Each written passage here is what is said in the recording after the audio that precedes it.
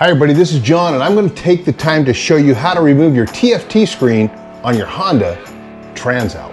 And this is a real simple removal. We're going to take the dash or the TFT screen housing out, and all you're going to need for that is a 5mm Allen head wrench, and you're going to remove these two bolts.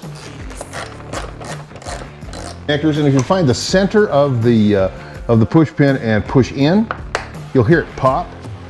And same thing on this side. So we've got two of the Honda push pin connectors, and we've got the two 5mm bolts. Carol, I'll put a link to this tool I have. It removes the Honda push pins real easy, and you can see it doesn't damage them.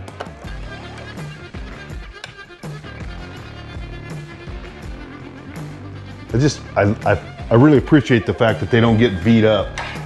And then I will finish pulling the two 5s.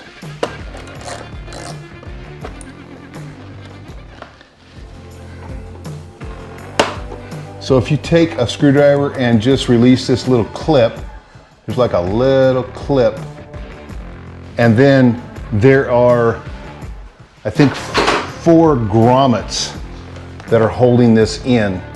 And just, again, the good word is just finesse it out, and there she comes.